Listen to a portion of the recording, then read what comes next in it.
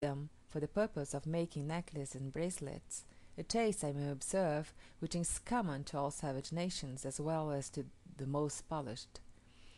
I did not know what to understand from this story, but upon mentioning it at the Cape of Good Hope to Dr. Andrew Smith, he told me that he recollected finding on the southeastern coast of Africa, about 100 miles to the eastward of St. John's River, some quartz crystals with their edges blunted from attrition and mixed with gravel on the sea beach. Each crystal was about 5 lines in diameter and from an inch to an inch and a half in length. Many of them had a small canal extending from one extremity to the other, perfectly cylindrical, and of a size that readily admitted a coarse thread or a piece of fine catgut. Their color was red or dull white. The natives were acquainted with this structure in crystals.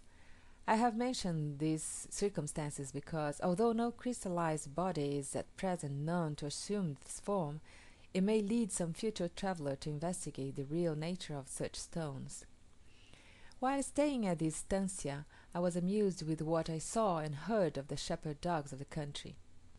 When riding, it is a common thing to meet a large flock of sheep guarded by 1 or 2 dogs at a distance of some miles from any house or man. Note: M. A. d'Orbigny has given nearly a similar account of these dogs. Tom First, page 175. I often wondered how so firm a friendship has been established. The method of education consists in separating the puppy while very young from the bitch and in accustoming it to its future companions. An ewe is held 3 or 4 times a day for the little thing to suck, and a nest of wool is made for it in the sheep pen.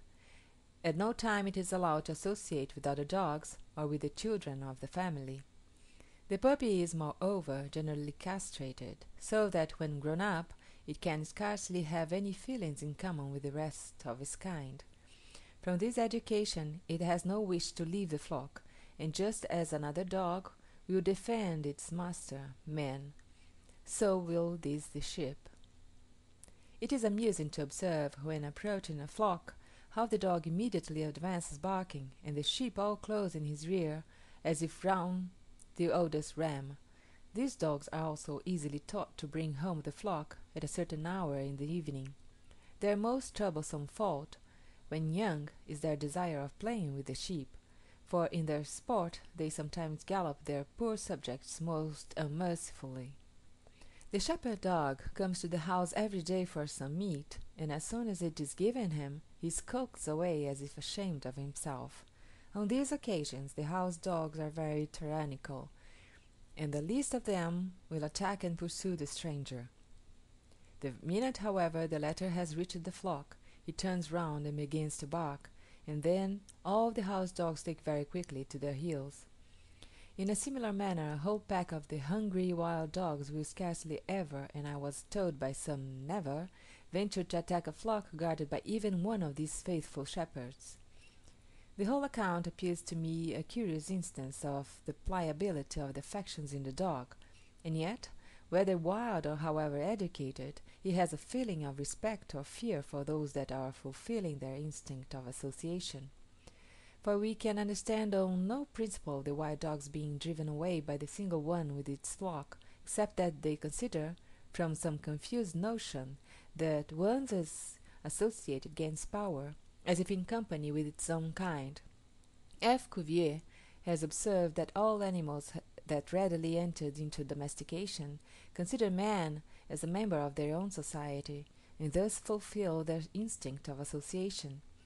In the above case, the shepherd dog ranks the sheep as its fellow brethren, and thus gains confidence; and the wild dogs, though knowing that the individual sheep are not dogs, but are good to eat, yet partly consent to this view when seeing them in a flock with a shepherd dog at their head. One evening a dormidor, a subduer of horses, came for the purpose of breaking in some colts. I will describe the preparatory steps, for I believe they have not been mentioned by other travellers. A troop of wild young horses is driven into the corral, or large enclosure of stakes, and the door is shut. We will suppose that one man alone has to catch and mount a horse, which as yet had never felt bridle or saddle. I conceive, except by a gaucho, such a feat would be utterly impracticable.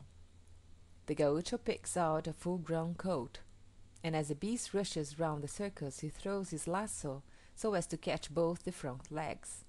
Instantly the horse rolls over with a heavy shock, and whilst struggling on the ground, the gaucho, holding the lasso tight, makes a circle, so as to catch one of the hind legs just beneath the fetlock, and draws it close to the two front legs. He then hitches the lasso, so that the three are bound together. Then, sitting on the horse's neck, he fixes a strong bridle without a bit to the lower jaw. This he does by passing a narrow thong through the eye holes at the end of the reins, and several times round both jaw and tongue.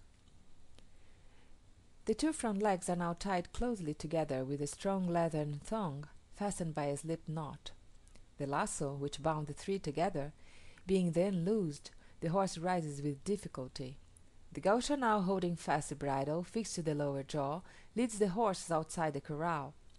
If a second man is present, otherwise the trouble is much greater, he holds the animal's head, whilst the first puts on the horse cloths and saddle, and girths the whole together. During this operation, the horse, from dread and astonishment at thus being bound round the waist, throws himself over and over again on the ground, and till beaten is unwilling to rise. At last, when the saddling is finished, the poor animal can hardly breathe from fear, and is white with foam and sweat. The man now prepares to mount by pressing heavily on the stirrup, so that the horse may not lose its balance, and at the moment that he throws his leg over the animal's back, he pulls the slip knot binding the front legs, and the beast is free. Some domidors pull the knot while the animal is lying on the ground, and in standing over the saddle allow him to rise beneath them. The horse, wild with dread, gives a few most violent bounds, and then starts off at full gallop. When quite exhausted, the man, by patience, brings him back to the corral, where, reeking hot and scarcely alive, the poor beast is let free. Those animals which will not gallop away, but obstinately throw themselves on the ground, are by far the most troublesome. This process is tremendously severe, but in 2 or 3 trials the horse is tamed. It is not, however, for some weeks that the animal is ridden with the iron bit and solid ring, for it must learn to associate the will of its rider with the feel of the rein before the most powerful bridle can be of any service. Animals are so abundant in these countries that humanity and self-interest are not closely united. Therefore, I fear it is that the former is here scarcely known. One day, riding in the pampas with a very respectable estanciero, my horse being tired, lagged behind. The man often shouted to me to spur him. When I remonstrated that it was a pity, for the horse was quite exhausted, he cried out, "Why not? Never mind, spur him, it is my horse." I had then some difficulty in making him comprehend that it was for the horse's sake, and not on his account, that I did not choose to use my spurs. He exclaimed with a look of great surprise, "Ah, Don Carlos, que cosa!" It was clear that such an idea had never before entered his head. The gauchos are well known to be perfect riders. The idea of being thrown, let the horse do what it likes, never enters their head. Their criterion of a good rider is, a man who can manage an untamed colt, or who, if his horse falls, alights on his own feet, or can perform other such exploits. I have heard of a man betting that he would throw his horse down 20 times, and that 19 times he would not fall himself. I recollect seeing a gaucho riding a very stubborn horse, which 3 times successively reared so high as to fall backwards with great violence. The man judged with uncommon coolness the proper moment for slipping off, not an instant before or after the right time, and as soon as the horse got up, the man jumped on his back, and at last they started at a gallop. The gaucho never appears to exert any muscular force.